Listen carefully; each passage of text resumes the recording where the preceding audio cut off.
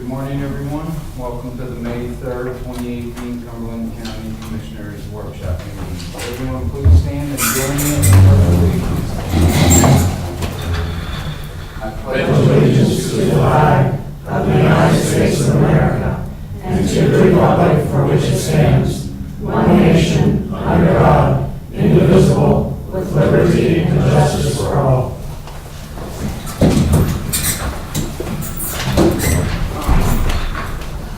Thank you. I'd like to call this meeting to order at 9:00 a.m.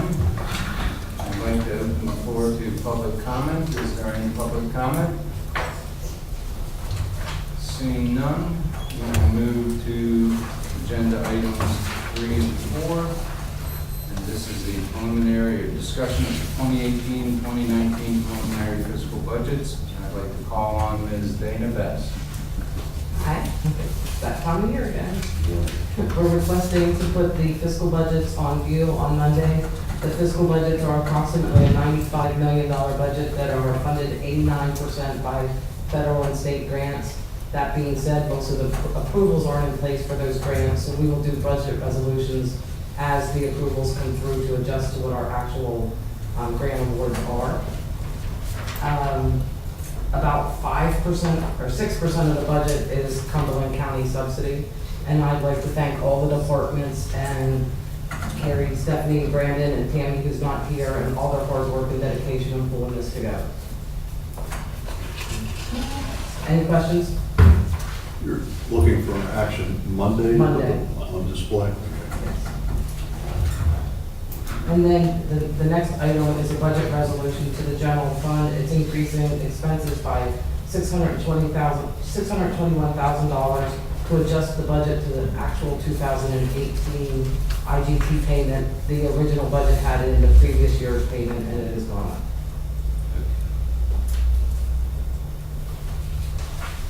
And that will come up Monday as well? Yes, that's a problem. If there aren't any questions, I'll pass the podium over to Ms. Moore. Thank you, Steve. Good morning, Commissioners. Good morning, everyone. Next is agenda item number 5, Roman numeral 1, A and B, which are existing contracts, contract extensions, and addendums with no additional cost or increase to the county. They include the following departments: Children and Youth Services Agreements and Public Safety Agreements. Commissioners, do you have any questions, comments, or concerns regarding any of the above-mentioned agreements? Okay, hearing none, we'll move on to agenda item 5, Roman numeral 2, which consists of new contracts, vendors, services, grants, and contracts with increases and decreases to the county. We begin by calling on Jamie Reber to discuss the 2 agreements for Children and Youth Services. Jamie? Good morning, Commissioners. The first contract we have is with the Christian Home of Johnstown. This is a new provider that we would like to contract with. They have been willing to take one of our more difficult children to place. They offer transgender and autism resources, which will be beneficial for this particular child. Their rates are $142.85 a day, which is well below their state-approved maximum and well below our other group home rates. The second contract is for the Devereaux Foundation. This also is a new provider that we're contracting with. This is one of the very few providers that's duly licensed to take both the MHIDD and CYS children. This is also the only place that would keep a child that was currently placed in there that we had taken custody of. Their rates for their programs range from $304 to $352 per day, and they're comparable to most of our other institutional placements that we contract with. Commissioners, do you have any questions for Jamie? Jamie, you answered my question as to what you provide compared to the rates we pay, so thank you. Thank you, Jamie. Next, we'll move on to agenda item B and call on Helen Schultz, who's joining us video teleconferencing to discuss the agreement between CNRC and Civic Plus. Helen? Good morning.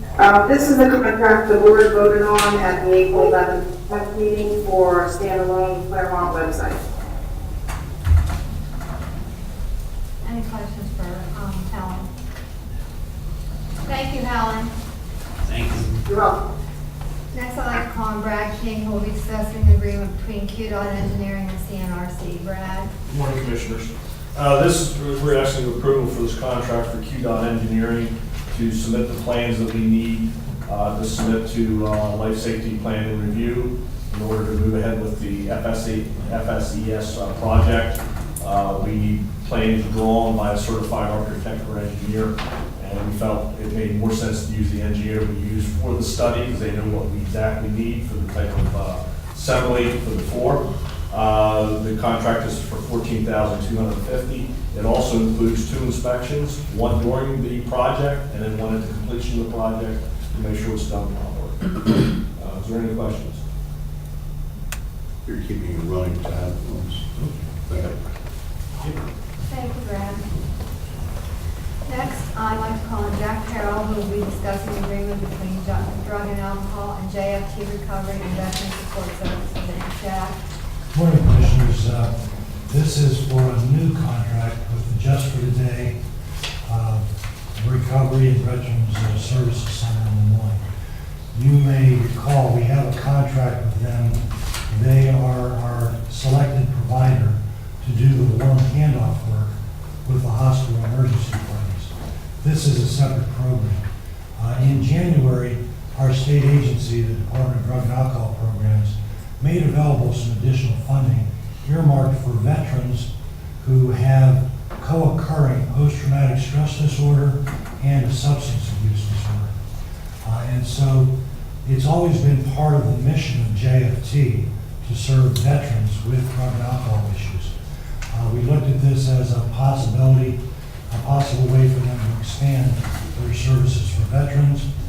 We requested some funding and we received a positive award.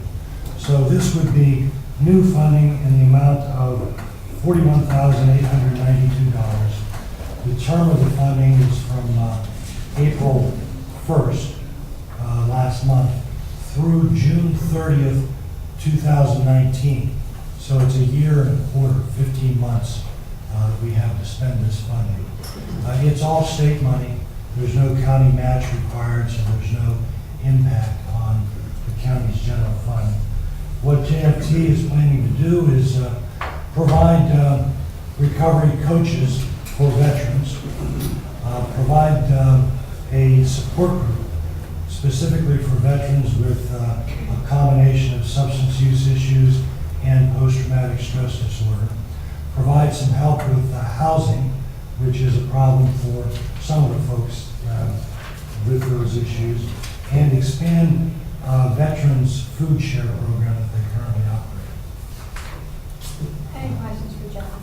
Jack, I know this is all coming through the State Department of Drug and Alcohol, but are any of these dollars federal funds, do you know? I don't think these monies are federal funds. State funds. These are state funds. Okay. Sometimes it's hard to figure out, but because of the way this money flowed, I'm pretty sure this is state-owned dollars. Okay, thanks. Thank you, Jack. Next, I'd like to call on Kirk Stenner, who is joining us via video teleconferencing to discuss the 2 agreements with HRG for Kunkel Bridge at Norris Bridge. Kirk? Okay, good morning, Commissioners. The first agreement is with HRG for Kunkel Bridge. If you recall, we received $2 million of federal funds for that project due to our early implementation of the $5 registration fee. So with that project being federalized, we have to go back and do our engineering a little differently to match federal requirements. HRG has provided us a proposal to do that. Cost of that is $109,000. So if you want to see the impacts of federal money on a project, I think that's pretty clear of the extra engineering work that we have to do for that. I reviewed the proposal and would support the proposal. Kirk, is that $109,000 county money? Yeah, Vince, that'll come out of our, our bridge capital improvement plan, so that could be our $5 fee for liquid fuels fund. Okay. Kurt, what's the, in terms of the total bridge project cost, what's the percentage breakdown on shares, federal, state? county? Yeah, on that one, Jim, we're estimating that to be about $2.5 million, $2 million federal cost. Our cost will be the remainder of it, so Okay. $500 million of ours. But in order to, you know, what you're saying, in order to draw down and take advantage of the federal funds, it's going to cost us a little bit more, is what you're saying. I think. Right, we have to engineer and design the project to federal standards. Yeah, okay, all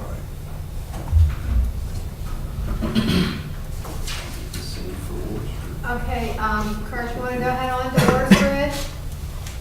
Sure, let's go into Wards Bridge now. This is just a little administrative catch-up, Commissioners. If you recall, earlier this year, we had an updated reimbursement agreement with the feds to provide the funding needed, final design, right-of-way, and construction for Wards Bridge.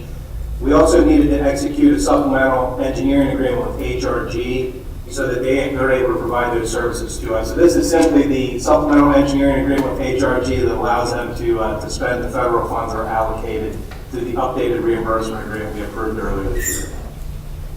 Any questions?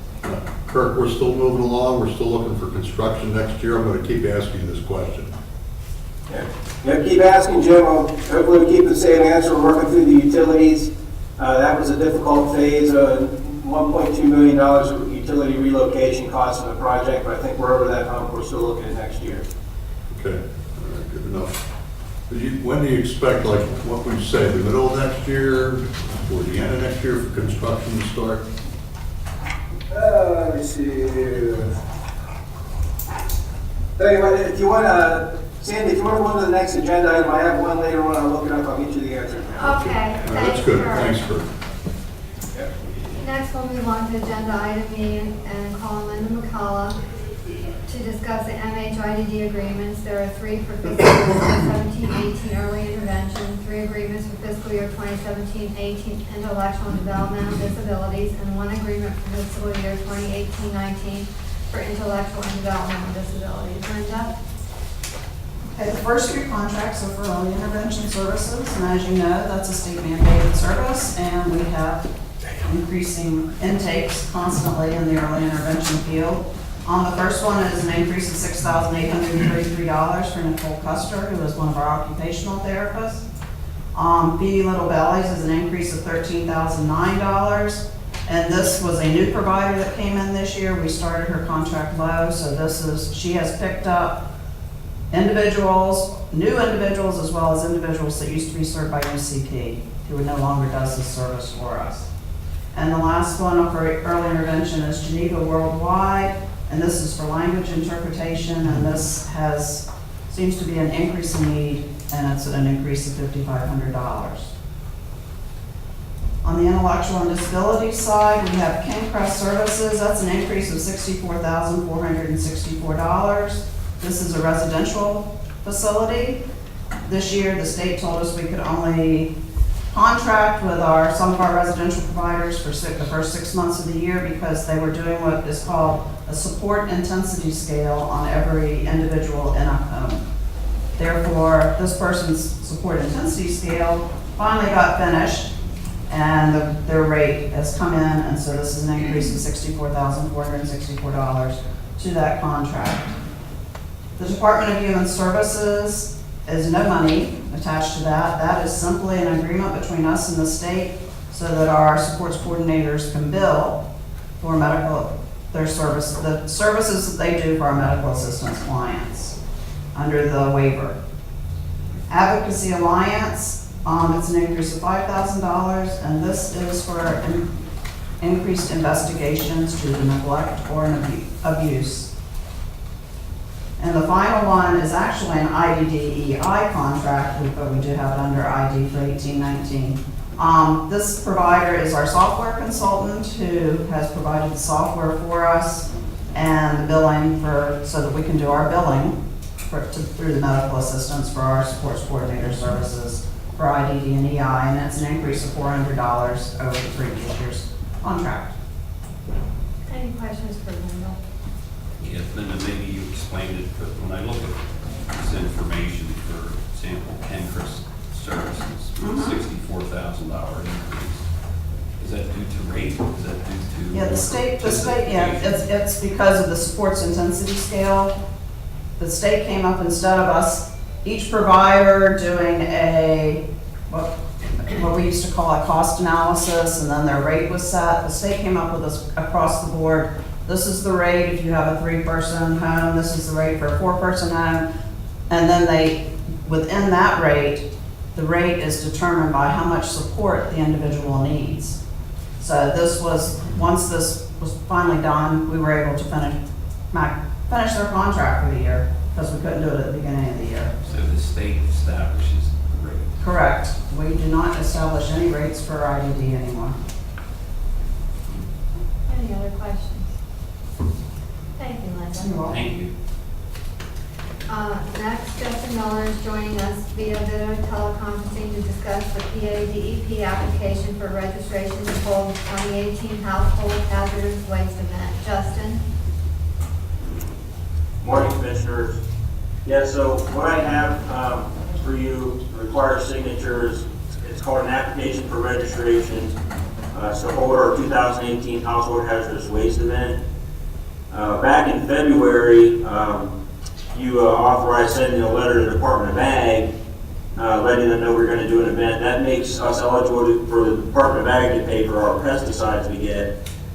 This application then makes us eligible for the state to pay for 50% of the cost for all the other material that we get. I have to estimate what I think the cost, or what the grant amount. So once the event's over, I'll apply for the grant. I don't know the exact cost. I have to estimate what I think that'll be, and I'm guessing $37,000 is what I'll ask for from EDP. And then the rest would be paid for, through the advanced disposal sponsorship. We get some small sponsorships from municipalities and haulers. And then any remaining portion come out of solid waste fund. And that's averaged about $9,000 a year. Are there any questions for Justin? Thank you, Justin. Thank you. Thank you, Sandy. That takes us to agenda item number 6, and we're going back to Kirk via video teleconferencing. Hi, Kirk. Do you know about Orange Bridge yet? Oh, yeah, so getting back to Boards Bridge first, Jim, we're scheduled right now to let the project or bid it November of this year with construction notice to proceed. I'm sorry. My numbers are wrong here. Construction let of November of 2019, so that's next year. Construction notice to proceed December of 2019, complete construction spring, summer 2020. All right, so construction is now not scheduled until 2020 then? Our hope is it would start next year, at the end of next year. Yeah, right. Well, sounds like the end of next year. Right, but you will see, if we keep our schedule we have now, Jim, yes, you'll see construction occurring next year. All right, well, I know we were supposed to be at construction this year. So I hope that we can, continue to push this along. It's very important to a lot of people who travel across Orange Bridge. So I'm going to keep asking you about it, Kirk. Let us know if there are any hiccups or delays or things that, need to be addressed here with respect to the bureaucracy, because, this is an important project. Thank you. I think, Jim, the biggest delay today, Jim, has been the utilities. When you're dealing with a utility nerve center and utilities that are largely unresponsive to our needs, it's tough, but they tend to get the work done. All right, well, thank you very much, Kirk.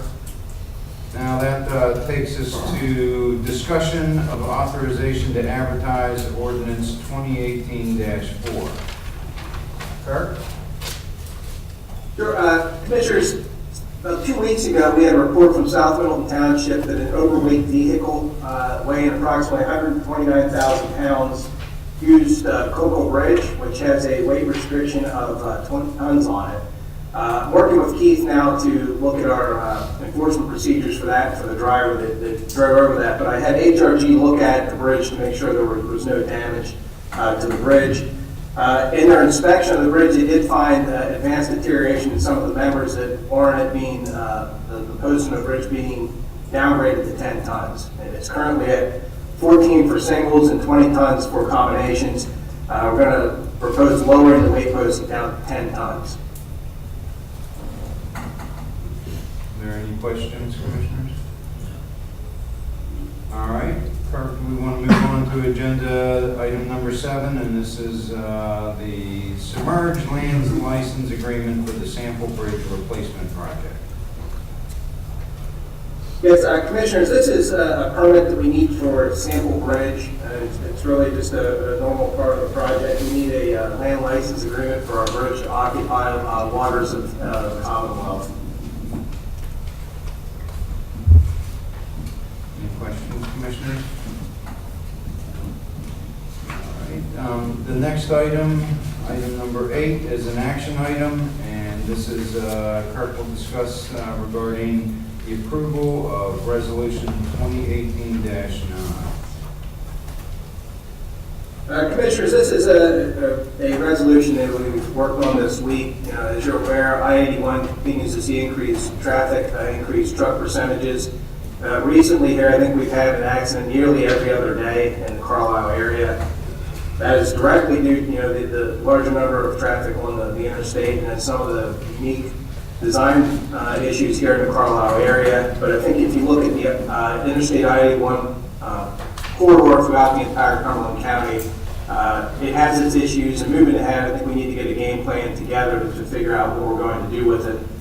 This resolution is really requesting PennDOT to take a look at the issue and potentially expedite engineering design for certain components of the corridor here in Carlisle. And if they're not able to do that with funding, we recognize their funding constraints to potentially recommend interim safety improvements that could make in some of the areas where we're seeing high incidents of crashes.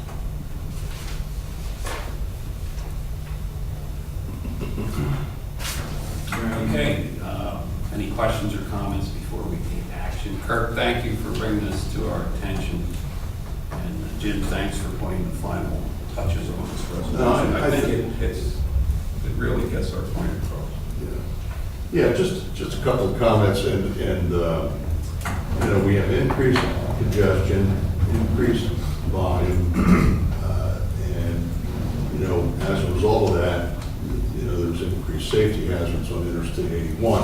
There is Interstate 81, for anybody who travels it on a regular basis, can see the need for increased capacity.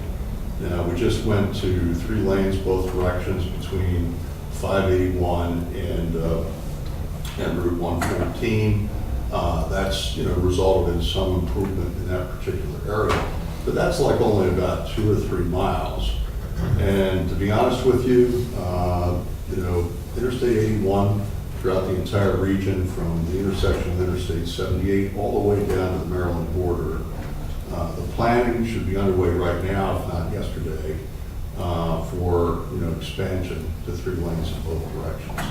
Mike Kaiser, our district executive, he pointed out the other week that the number of trucks on Interstate 81 is now 3 times the number of trucks 30 years ago. And that is expected to continue to increase as more and more truck traffic comes from the Panama Canal up through the ports on the eastern seaboard and through the interstate network.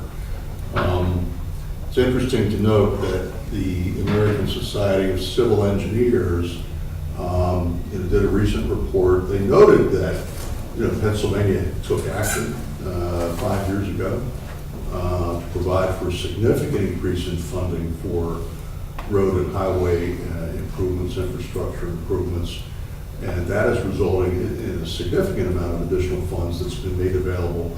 But it's all been used for maintenance primarily, and to upgrade especially all of our structurally deficient bridges throughout Pennsylvania.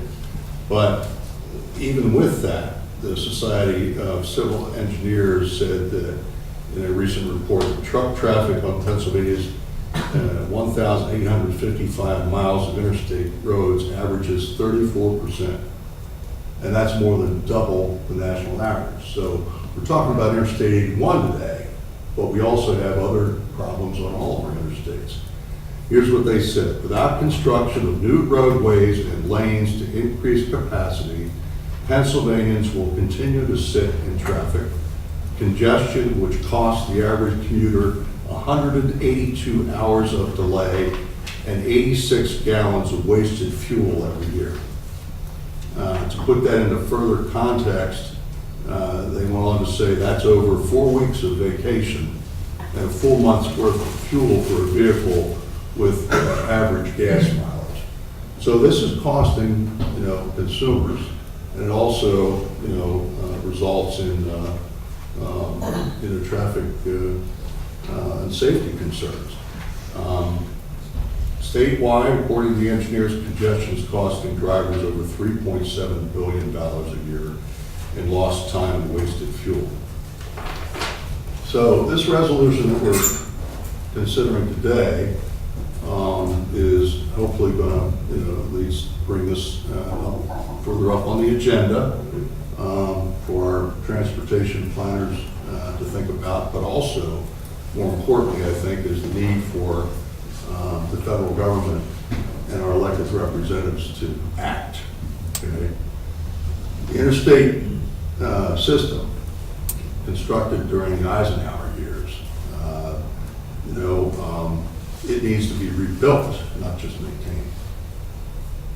And there needs to be an identification of funding source, because we can pass all the resolutions in the world and nothing's going to happen until somebody provides the, and has the guts to stand up and say, this is what we need to do, and this is how we're going to pay for it. Now, there's a number of options. I know Vince and I had an opportunity to meet with the Carlisle Chamber this week, which is very interested in trying to do what we can, at least on an interim basis, to improve safety within the Carlisle area here along Interstate 81. But at the end of the day, it comes down to funding. And the cost, according to Mike Kaiser, to 3 lanes both directions from I-78 to the Maryland border, $2.7 billion. That's a lot of money. And I have no idea why it costs that much. I do know that 3 lanes both directions, just that little section there on Interstate 81 between 114 and 581 was $20 million. A lot of money. But guess what? The costs aren't going down anytime soon. The federal government, first of all, one of the options out there for consideration, I understand it's gaining some bipartisan support for consideration, even though nobody's really talking about it publicly, is tolling the interstates. Okay? That might be a direction we have to go. But guess what? Pennsylvania can't do that unless we get permission from the federal government. So we need action by the federal government, whether it's a user fee, whether it's an increase in the federal gas tax, which hasn't been raised for decades. I'm not sure what the answer is, but we need action by the federal government, and it is their responsibility because we're talking about interstate commerce. And, I think Pennsylvania has done its job. We've done our job here in the county, taking advantage of the $5 vehicle registration fee to generate additional funds for infrastructure. But we can, again, pass all resolutions in the world, and I'm supportive of this. But until the federal government gets together and actually does something instead of kicking the can down the road, as I like to say, because the can is stuck in traffic, they need to get off, and actually take action. And to pay for it, come up with a revenue stream to pay for it. Tell people that you're going to widen Interstate 81 to 3 lanes both directions. And people maybe understand where the money's gone, instead of like into some, pit that's going to get frittered away somewhere. So you need to, I think we need action by our Congress. Nothing's going to happen this year. It's an election year. I already see everybody's, backing off from doing anything, which is not surprising. but hopefully, they'll get moving on this. And that's where the action needs to happen. In Washington DC, and with our 2 United States senators and our 2 United States congressmen pushing this. And so anyway, I've talked way too long, Vince, but I just think, this is important. And we're talking about our economy.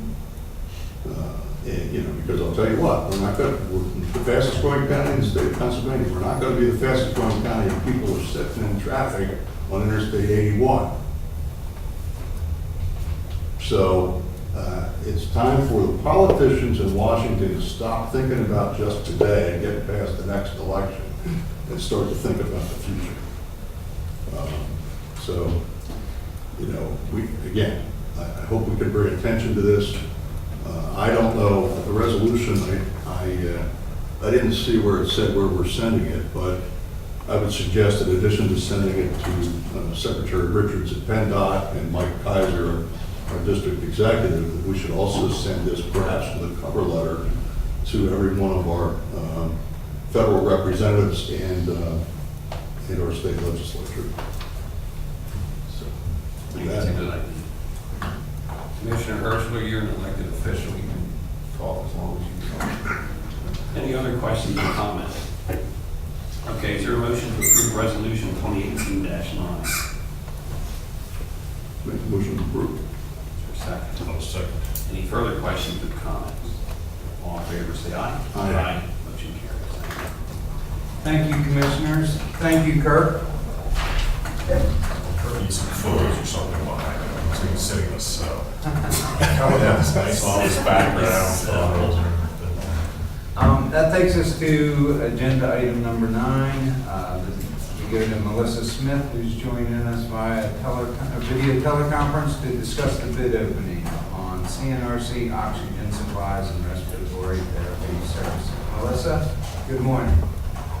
Good evening, everyone. This contract was the only bid that we did receive, and the company that we've been using since June of 2016. The expense, I annualized the expense for 16, 17, and 18, and it runs about $27,000 a year. The contract does give us a reduction in our biggest usage, which is the 5-liter concentrate, from $32.50 a month to $29.50, which is a savings about $80, $100 a month. So I request that we accept the bid. That way. Are there any questions of Melissa? Good. All right, and this will be coming up Monday, correct, Melissa? All right. Yes. Okay, so that takes us, thank you, Melissa. That Thank takes you. us to agenda item number 10, discussion of capital project request. While we stay with Melissa, go back to Melissa, and we also have Brad King regarding discussion of 2 capital project requests for CNRC.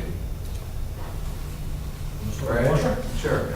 We're requesting approval to replace a 125-pound washing machine in our laundry department, 14 and a half years old. We actually had it slated to be replaced next year on our 10-year plan. During a recent PM preventive maintenance program, the vendor discovered the seals are going bad. Water has gotten into the bearings. To repair it would be $4,680, which didn't make sense to put that kind of money into it when it's end of life. So we wanted to move it up to this year. If this machine fails, it would impact our laundry department greatly. They do have, this is our large machine, 125 pound. We do have 4, I think 90 pounders, and then a smaller machine for special needs. But this would directly impact if it would fail. So it could fail at any time. So we, like I said, we'd like to approve it, we'll move ahead and replace it. So any questions?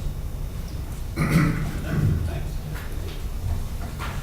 Okay, we also have furniture on tables and chairs. Is that you, Melissa? It is. We are requesting 12 48-inch square tables and 48 matching chairs for Heritage Harbor.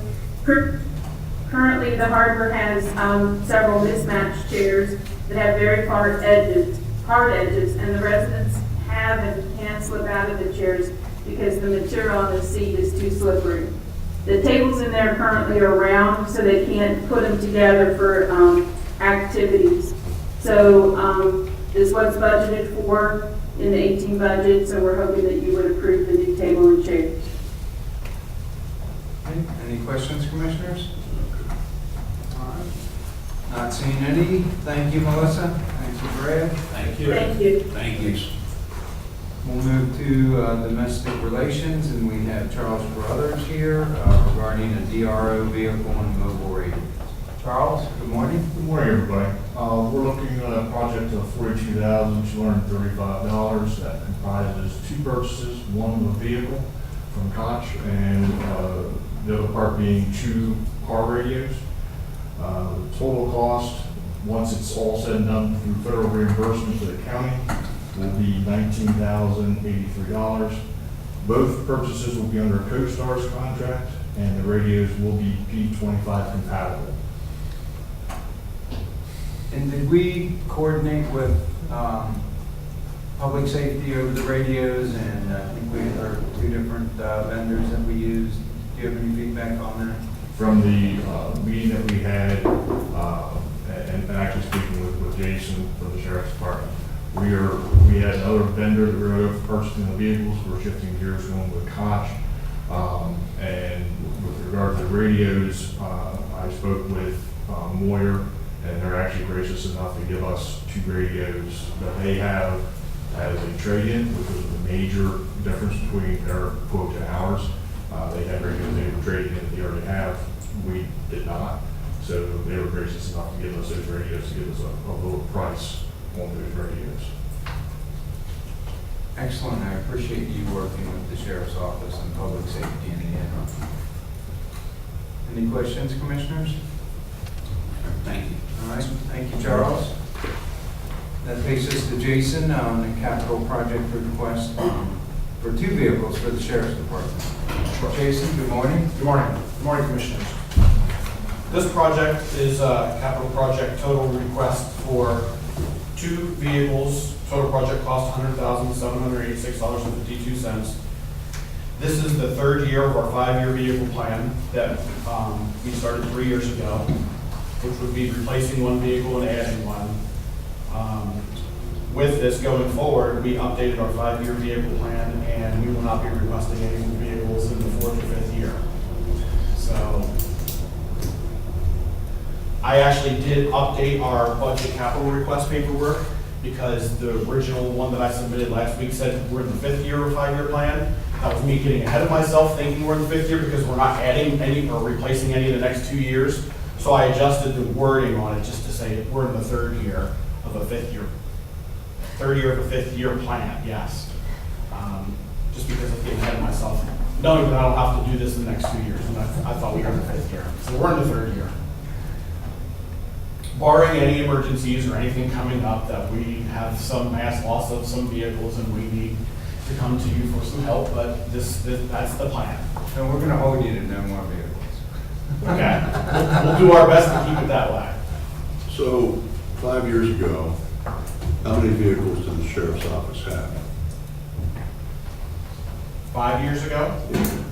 Before you submitted this? So you mean 3 years ago? I'm sorry.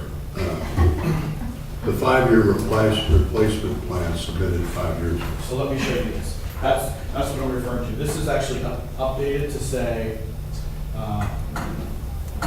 we are in the 5-year plan 3 years ago. So we're in actually the 3rd year of the 5-year plan. And I have new copies. And the wording is different, just to show that, just so that it's not confusing.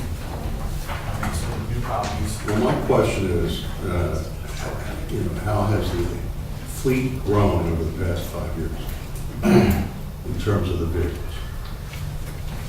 Well, in terms of the numbers, which I added to the back of this packet here, our 5-year plan, which shows our vehicle fleet, that shows all the vehicles that we have and the vehicles that we added to show replacements and additions. So we added 3 vehicles.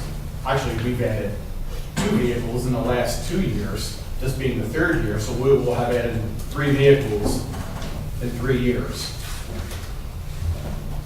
In addition to what we replaced, is that what you're saying? Correct, yes. All right, so how many vehicles we have? We have 16 vehicles now, is that what it is? We have 14 vehicles.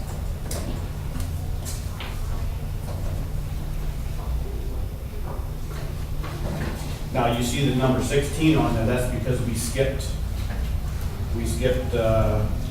some numbers, 2 numbers in there.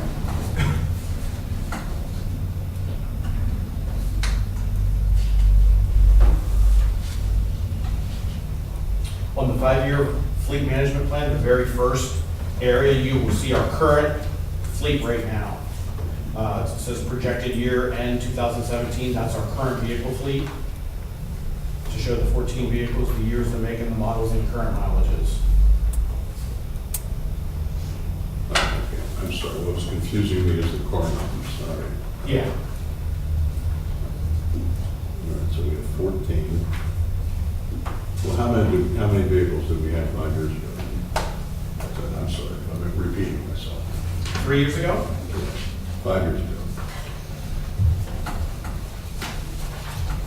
Or 3 years ago, what, either or. Before we started this plan, that was the first, when we submitted this plan 3 years ago, we did not add a vehicle. We just were replacing vehicles pretty much every year. We replaced one vehicle every year. So we didn't add to our fleet for the amount of years that I've been doing vehicles. I do know that. So to me, if we have 14 vehicles, I would think that we had 12 vehicles at that time before we submitted this plan. I thought I heard you say we've added 3. Well, this is the third. This would be the third. So we will have, with this plan, we So will was have there- added 3 Was there vehicles. justification for the need for additional vehicles? Yes. Okay, and what is that?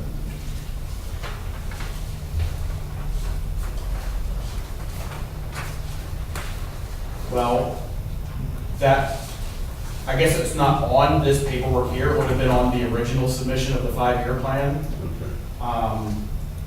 And it said, it basically summarized where we were at vehicle-wise, and that we have not added a vehicle to our fleet. I think the number was somewhat of like 7 to 8 years that we were just replacing vehicles, we were not adding. And due to the duties that have been expanded upon us and the amount of trips, that. And maybe we need to have further conversation with Ronnie and Jody, because I'm curious about the duties and, what's been expanded. In any event, I'll take this under advisement and think about it over the weekend here. But, Sure, and I can get you the paperwork for the original. I'd like to go back and review why it is we're adding vehicles, that's all. That's for the radios.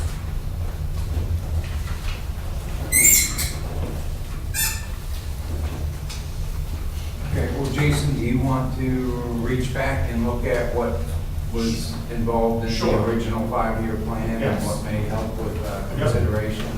Absolutely. Yep. Any other questions, commissioners?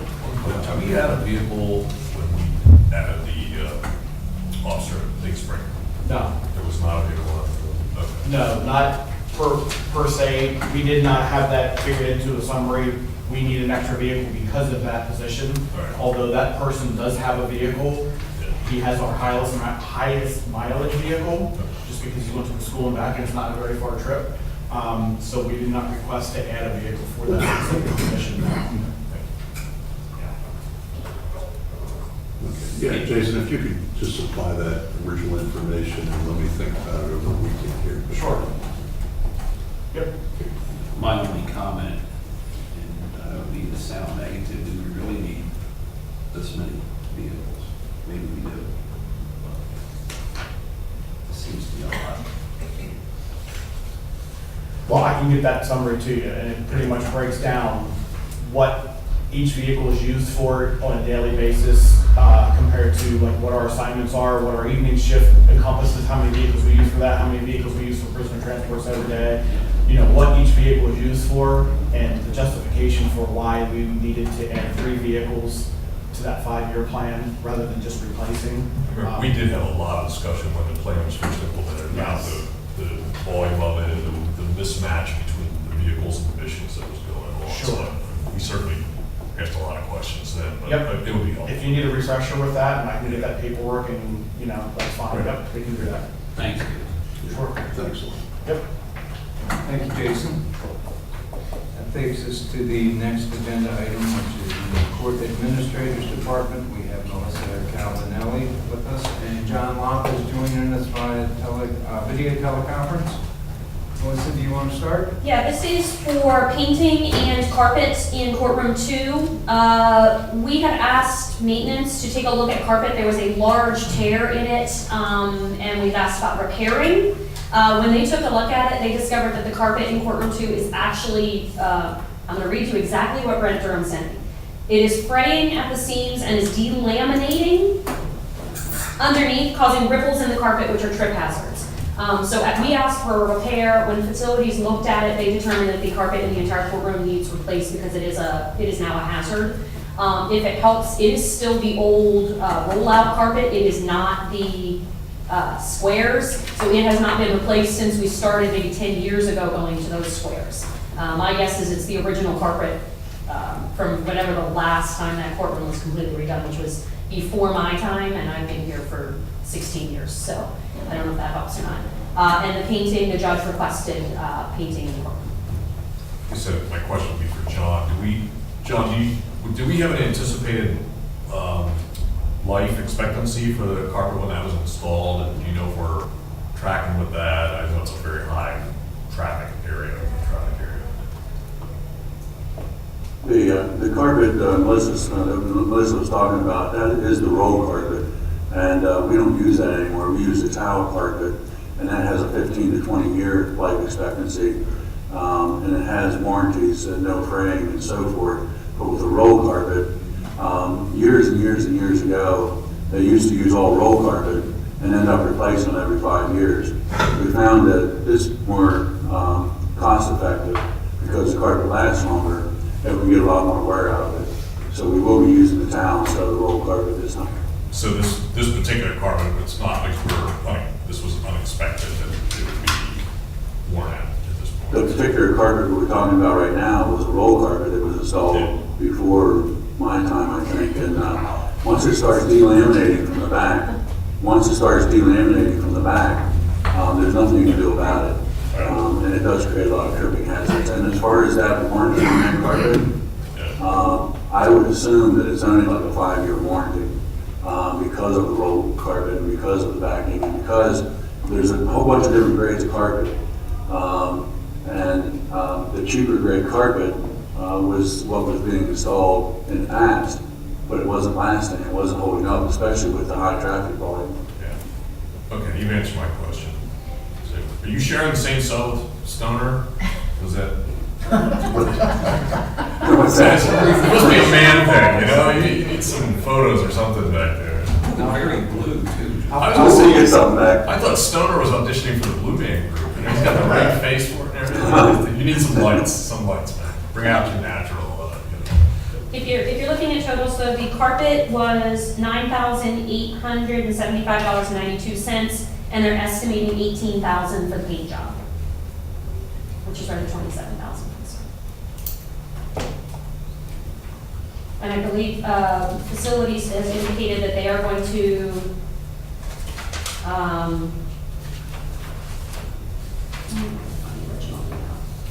bid out the paint job. I had an email from earlier. Because of the time involved, our facilities doesn't have time to do it. That answered the only question I had about Anytime we do painting or carpeting in courtrooms, we have small windows when the judge is on vacation and so forth to get it done.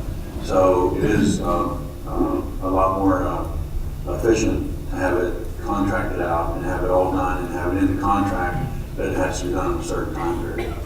So in the painting, we can have the contractors come in, they can bring their whole crew in, and it is it is more effective to do the painting when you're replacing carpet, because then you don't have to worry about the softening and stuff over the floors. Any other questions, Commissioners? All right, thank you, John, thank you, Melissa. That takes us to agenda item number 11. I'll call on Commissioner Filippo to discuss the appointment recommendation to Susquehanna Area Regional Airport Authority. Yeah, the authority, otherwise also known as SARA, has had an opening for Cumberland County representative that we've been trying to fill. At a recent Chamber of Commerce meeting, I was approached by Eric Hume, who was very interested in the position. I gave that information to my colleagues. We also have a copy of his resume here, and I would ask that the board approve Eric Hume to be the new member of the Cumberland County representative. Sarah, it's a 5-year term, but it would actually be retroactive to January and go until 2023. Any questions? Thank you. Thank you, Commissioner. Item number 12, call on Commissioner Hertzler to discuss the appointment recommendation to the Housing Authority Board. Commissioner? Okay, yeah, thanks, Steve. Yeah, this is for the reappointment of Deb Kelly, who serves on both the Redevelopment Authority Board and the Housing Authority Board. Deb is a CPA and auditor and has been valuable in that respect to both boards. She commenced her service on the Redevelopment Authority Board back in 2015, and the commencement of this appointment for a term to run through April 22nd, 2023, effective April 23rd this year, retroactive to that, is the result of some variation in terms of when she took and when she was appointed. I didn't quite understand why we were doing this mid-year, but in any event, apparently she initially had filled a vacancy that commenced, I guess, in April. So, in any event, if there's no objections, I'd like to recommend Deb's reappointment to the Housing Authority Board on Monday. Thank you, Commissioner. That takes us to Commissioners' Liaison Reports. Commissioner Filippo.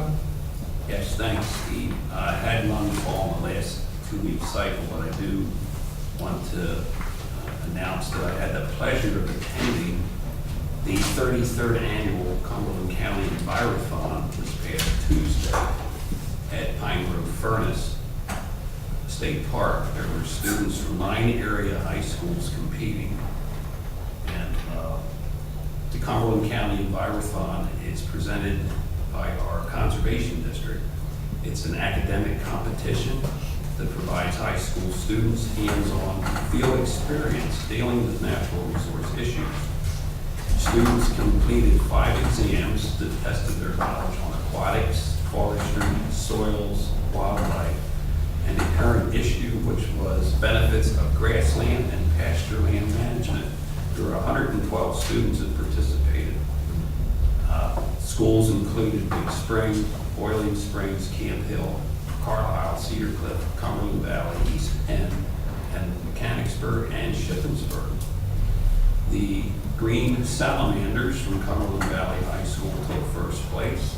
Second place went to the Koala Corporation from Camp Hill School, and third place went to the Hellbenders from Cumberland Valley School. Representatives from the PA Fish and Boat Commission were present, the PA Department of Conservation and Natural Resources, PA Game Commission, our Conservation District, of course, the Natural Resources Conservation Service, Farm Service Agency, and special guest was Cindy Dunn, Secretary Cindy Dunn from the PA Department of Conservation and Natural Resources. And special thanks to Carl Goshorn and his crew for getting this all together. That's all I have. Thank you, Commissioner. Yes. We'll move on to Commissioner Hertzler. Okay, first of all, I want to thank Commissioner Eichelberger. We'll be hearing from him shortly, I suppose. Thank him for attending the Harrisburg Area Transportation Study Coordinating Committee meeting here this past Friday as I was out of town. So anxious to hear what you have to bring back. I'm going to disappoint you. You're going to disappoint me. It was sparsely attended and very little, they went through the agenda, and that was pretty much it. Okay, all right. The Housing and Redevelopment Authority boards met Thursday, April 19, and although I was unable to attend that meeting because of our lengthy workshop and salary board executive session that date, I did receive some highlights from that meeting. Sorry, it's okay. That's a little interlude again. CPA Rich Larson from both Braddock and Company presented the annual audits of the authorities, which were accepted and approved. Both audits were clean, met the highest standards with no deficiencies, no instances of non-compliance. Both authorities are in sound financial position with good liquidity and reserves. The board approved the transfer of the property at 203 East Main Street in Mechanicsburg to the Mechanicsburg Museum Association. And another action, they approved the renewal of their insurance packages for commercial property, general liability, and commercial auto with Harry following a competitive bidding process. On Friday, April 20, I was pleased to be joined by Commissioner DiFilippo and Chief Clerk Raymond for the Senior Citizen Recognition Luncheon to honor our dedicated volunteers who assist with the prize program and helping our seniors navigate the complexities of Medicare, who serve as ombudsman volunteers, helping to ensure that our older citizens in nursing homes are being properly cared for, they know their rights, who help at our 6 senior citizen centers throughout the county, who serve on the county's aging advisory board or volunteer for the county's family caregiver support program. I did pass along Commissioner Eichelberger's regrets as Gary was in Shippensburg at the same time attending the inauguration ceremonies for Shippensburg University's new president, Lori Carter. The county's Conservation District Board met on April 24. The district has hired 2 summer interns from Shippensburg University, both majoring in geo-environmental studies for credit-earning internships. From all accounts, the district's annual tree seedling sale was a huge success with 8,000 seedlings being sold and distributed for planting around the county. And as planning was underway, it was being finalized at the April 24 meeting. And as Vince just reported, I understand the 2018 Envirothon held on Tuesday at Pine Grove Furnace State Park was a huge success as well. And it was good to see all the students from all 9 of our county school districts participating. Meanwhile, it was announced at the Conservation District Board meeting that the State Department of Environmental Protection is establishing a new grant program for projects to improve and protect water resources with the revenue that it's received from the hefty penalty, $12.6 million, that's been collected from Sunoco Pipeline LLP for violations of regulations with respect to the installation of its Mariner 2 East pipeline through Cumberland County and other counties. While the details of the grant program are still being finalized, it appears as though the municipalities along the pipeline path in Cumberland County, Lower Mifflin, Upper Frankfort, Lower Frankfort, North Middleton, Middlesex, Silver Spring, Monroe, and Upper and Lower Allen Townships are among those expected to be targeted for water resource improvement and protection funding. So it's good to see that the revenue that was generated as a result of those fines that were levied is going to be coming back to help make improvements in the areas that were affected. I attended last evening's Carlisle Borough Council workshop meeting where the council heard a a presentation from Greenwood Gaming and Entertainment, the operator of the Parks Casino in Bucks County, Salem Township, on their interest in locating a so-called mini casino, a Category 4 casino in Carlisle. Now, in order for Carlisle to be selected for the location, Borough Council will have to reverse its previous decision to opt out of consideration. In Cumberland County, out of our 33 municipalities, 24 municipalities had decided in December to opt out. County government, with respect to the new expanded gaming law, was given no decision-making authority with respect to the location of casinos in our county. As you might expect, the folks from Greenwood Entertainment touted what they see as the benefits of their enterprise with respect to the jobs and revenue that would flow to the borough and the economic impact. They said that 250 good-paying jobs, 2/3 of which would be full-time, would be created with an annual projected economic benefit of $50 million to the region's economy. I attended the meeting primarily because I wanted to hear what the citizens had to say. There were a number of questions, concerns voiced regarding the potential for increased gambling addiction, traffic congestion and crime, and whether a casino coming to Carlisle will change the character of this historic college town and the seat of county government. The Greenwood representative said that they expected as much as $1 million in local share funding would be generated annually in direct funding to the borough, and another $1 million in funding would be generated from projects in the county. The question that I have, which still has not been completely answered, is who decides what projects are funded with the county share, whatever that might turn out to be. It's not clear as to whether we, as county commissioners, the elected representatives of the people of Cumberland County, will have any input at all. And whether the new casino is located here in Carlisle or it appears somewhere else in Cumberland County, which is likely, it's a question that needs to be answered, in my opinion.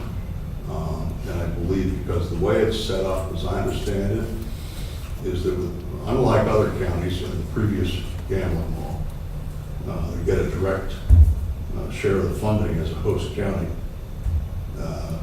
This new law essentially sends the money for Cumberland County to the Commonwealth Financing Agency.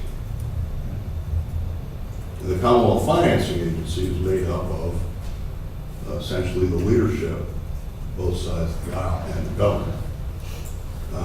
And they decide what gets funded and where. So the question is that I have in my mind, does the county get to identify? I mean, one of the things that came up last night is, the question of whether or not there's going to be additional services that are going to be required. And of course, a lot of those services, fall in the county. Whether it's some kind of, addressing some kind of the ills associated with gaming or problem gaming. But anyway, to get back to my question, is that I think this is something that we need to have a conversation with our legislators about. And I know we're planning to have a meeting with our legislators, and I think that this needs to be discussed because, frankly, I see the prospects of this turning into another wham situation where the politicians in Harrisburg decide, what pet projects they want to fund, as opposed to perhaps what the needed projects might be in our county. So all I know is that at this point is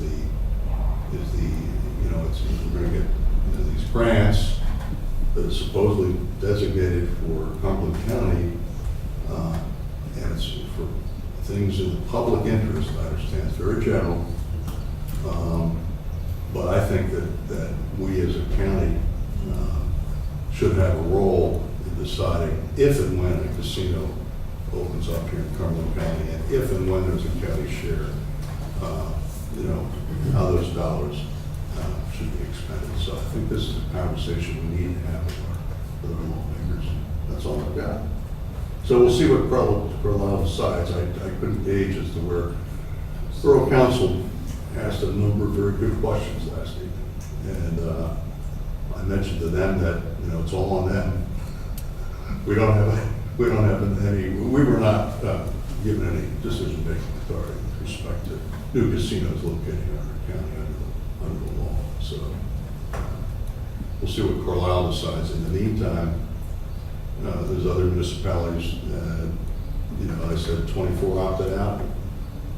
There's a number that did not opt out. And a couple of those are located right off the Shippensburg exit, which would also be, potential locations. So, and the other thing I wanted to mention is that they apparently are, the Greenwood folks have started to look at locations, and they are very interested in Carlisle. They made that clear last evening. They said that if they would identify individual properties, but they said that if they would identify a property where there isn't too much construction involved, and Carlisle would opt in, that they could actually have this open and operating in the middle of next year, by the middle of next year. So, that's all we have. Thank you, Commissioner. Commissioner Eichelberger. Maybe just a handful of items. We heard from Judd already regarding the household hazardous waste event that's coming in the grant, DEP grant application there. So the only other thing from recycling is, I can't remember if I mentioned this last time or not, but I have a copy of the map from the area, the county and beyond the area, that shows the zip codes of all the folks who've utilized the center, and it gives them head count within each of those. I just forwarded it on to both because I couldn't get right center already or not. Okay. But it's pretty interesting to see the utilization. It does stretch significantly beyond the county more than I would have thought. But there are small instances within those areas, but it's a pretty big geographic area. Those numbers are from last August through the end of February. So I found it really interesting, visual representation of the utilization there. I'm going to ask Jen to keep doing that, see that we get that on occasion too. So also in reference to the HATS meeting, Jen, it was pretty cut and dried. I'm not sure if there was anything in particular we were looking for. They pretty much moved through the agenda. The meeting lasted less than 50 minutes, which I don't know if that's standard anymore. When I used to go to those meetings, they were easily 3.5 hours. So when you asked me to go on your place, I was real tempted to be busy, but it was fun. So, They don't normally last that long. They're usually done in about an hour. That was back in the quarter one days, I guess. But that was pretty routine. Was Rich there from Rapid Transit? Was Rich there? He was not. They had a presentation regarding the commuter services, which we've already had here. That probably took the bulk of the time, actually, or at least 20 minutes or so. And there was some discussion I wanted to mention because of the most recent incidents, traffic incidents, including fatalities on 81. There was some discussion there. And one of the gentlemen from PennDOT, Nathan, I can't remember his last name, but he's there every time. He reiterated that they have a commitment, in the very near term to begin with the cable barriers and the other supplemental things. There's a number of folks who weighed in on that discussion who are regular users of the highway there.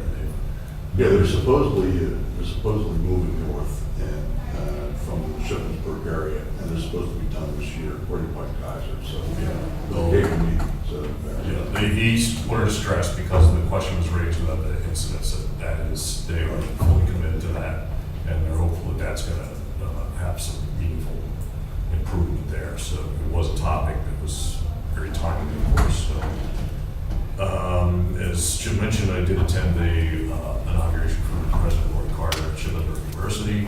very well attended event. Three of the previous university presidents there, host of community notables there, of course. It's a pretty big event, so it was nice to be there. It was nice to see that we were represented there. Also, let's see, regarding EDC, I asked Jonathan and Shireen if there's anything since the last board meeting. Shireen and Jonathan both sent me something. The season's visitor promotion campaign that we were briefed on last time, it has now launched. Keep It Off the Map is the marketing campaign that seems counterintuitive, but it's kind of a quirky approach that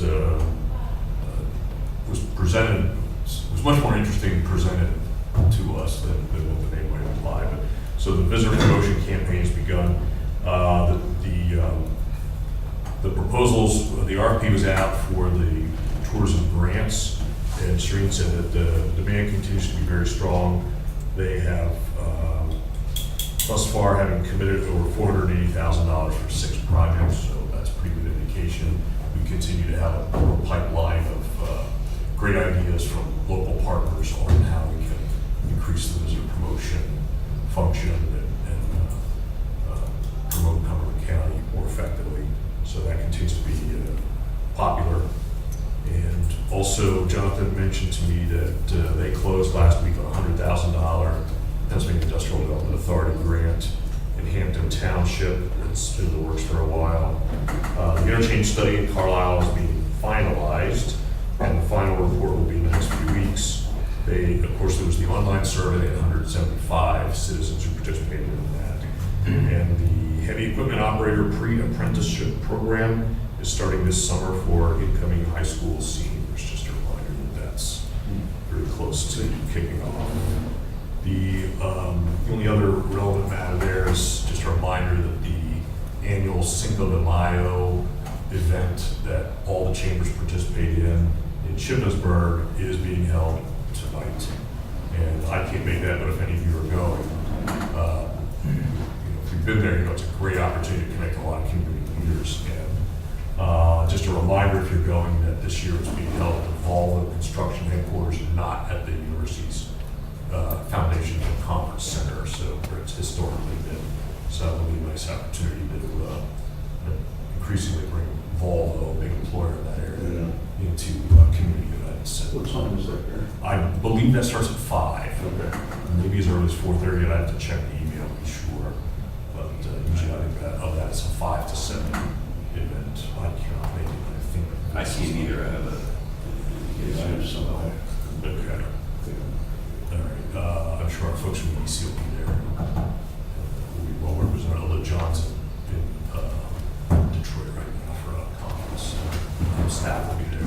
They're very well with the folks in the community. The only other thing is Workforce Investment Board is next week, and I'm not aware of any special things going on for that, but we do have that scheduled for next week. I'd like to attend that. That's everything I have. Thank you, Commissioner. I would like to report that executive sessions were held on the following dates for 2018. April 23rd at 11:30 a.m. and 2:25 p.m. April 24 at 11:30 a.m. April 25 at 11:30 a.m. April 30th at 11 a.m. And all regarding personnel issues, April 24th at 10 a.m. and 11 a.m. Regarding litigation. I would also like to request an executive session be held directly after this meeting regarding personnel issues. And is there any other business to bring forward to the Board of Commissioners today? Steve, just a reminder, guys, we have our upcoming meeting with the state reps and senators in June. I sent this draft of some topics we could discuss. Jen, could you please add the casino issue that Commissioner Gershman mentioned? Yeah, thanks. I just thought that. That's a Gary. Jen. Okay. Yeah, I thought the other topics were fine. Okay, thank you, commissioners. Seeing no other business, we are adjourned. Thank you very much.